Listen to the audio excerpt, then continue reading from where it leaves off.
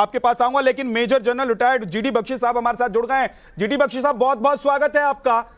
Public का सवाल है, और सवाल यह है कि पाकिस्तान में जो हो रहा है उसके बाद पाकिस्तान क्या टुकड़ा टुकड़ा होने वाला है, टुकड़े टुकड़े हो जाएंगे पाकिस्तान के। और ये आज की बात नहीं है, ये तो सालों से मांग होती रही है। बलूचिस्तान चले जाइए, पख्तूनख्वा चले जाइए, या फिर आप चले जाइए सिंध, अलग अलग प्रांतों में आपको ये जाकर समझ में आ जाएगा कि चाहे आप ज्योग्राफिकली देख लें, चाहे आप वहां के रहन सहन संस्कृति के हिसाब से देख लें, ये तो मैच था ही नहीं। ये तो जबरदस्ती पाकिस्तान ने अपनी रेखा खिंचवा ली थी।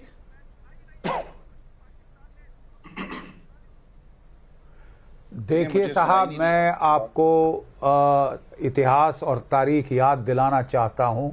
मैंने सर्विस शुरू की थी 1971 में, जब बांग्लादेश की जंग चल रही थी।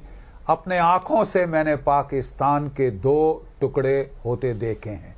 ये एक आर्टिफिशियल कंस्ट्रक्ट है, इसमें बड़ी गहरी फॉल्ट लाइंस हैं। Balochistan, Sindh, Gilgit Baltistan, north west frontier province, Pashtunkhwa इत्यादि इत्यादि, सिवाय कोर पंजाब का जो रंप है उसको छोड़कर बाकी सब में, और वहां पंजाब में भी साइरिकिया मूवमेंट है, तो उसको छोड़कर साहब इसमें बड़ी सीरियस जो है इनहेरेंट कॉन्ट्रडिक्शन है। अब बात यह है साहब कि इन्होंने एक पागलपन ठान लिया है कि हम अपने से 5 गुना बड़े मुल्क हिंदुस्तान को हम तबाह करके छोड़ेंगे, हम गजवाए हिंद करके छोड़ेंगे, हम फतेह करेंगे हिंदुस्तान पर।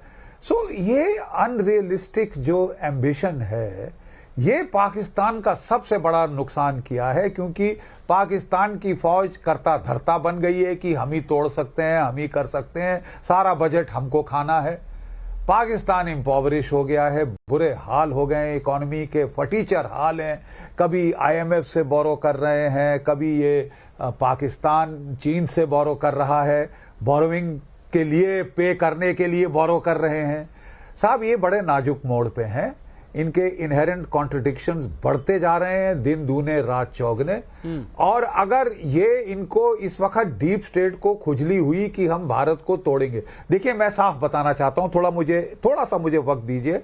मैं बताना चाहता हूं कि जब नवाज शरीफ साहब आए तो भारत में एक तबका था हिंदुस्तान में जिसने सोचा कि साहब ये तो नवाज शरीफ के छोटे भाई हैं, नवाज शरीफ साहब हमारे से शांति की तरफ जब हमने हाथ बढ़ाया था तो उन्होंने हाथ पकड़ा था।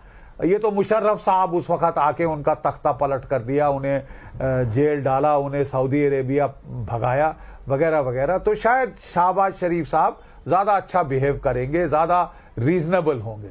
लेकिन साहब हमने देखा कि हर रोज लाइन ऑफ कंट्रोल के पार, पंजाब में इंटरनेशनल बॉर्डर के पार, ड्रोन पे drone, Chinese drone, quadcopter, hexacopter, कभी AK-47 rifle, pistol, grenade, prefabricated IDs, drugs, पैसा भेज रहे हैं कि टेररिज्म का दौर फिर शुरू किया जाए। ना केवल कश्मीर, मैं कह रहा हूं पंजाब में क्या डिस्प्यूट है? पाकिस्तान खुद को संभालने, आप कहते हैं खुद को आगे ले जाने के बदले दूसरी, मैं बस खत्म कर रहा हूं जी, मैं बस खत्म कर रहा हूं। तो साहब फिर अब लोग चिढ़ गए हैं। पाकिस्तान में एक सोच है साहब कि भारत गिदड़ भभकी दे रहा है, इलेक्शन हो रही है, ऐसे ही डरा रहा है, करे अरेगा कुछ नहीं।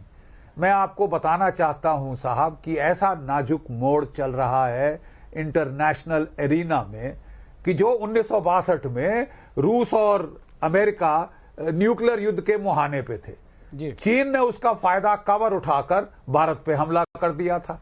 इसके दुनिया को फुर्सत नहीं थी चीन भारत की लड़ाई देखने के लिए। मैं आपको बता रहा हूं कि केवल जियोपॉलिटिकल तौर से क्या होएगा क्या नहीं होएगा वो तो पता चल जाएगा, होना है कि नहीं होना। लेकिन मैं आपको बता रहा हूं कि उसका पूरा फायदा उठाकर ऐसे जो जियोपॉलिटिकल सिचुएशंस का अगर मुल्क अपनी पुरानी पेंडिंग प्रॉब्लम सॉल्व करना चाहते हैं तो इससे अच्छा मौका कोई नहीं मिल सकता। और एक चीज तो मैं भी जानता हूं कि जो POK है जिसे पाकिस्तान ने जबरदस्ती कब्जाया था, जीडी बख्शी साहब, वो तो हमें वापस मिलकर रहेगा।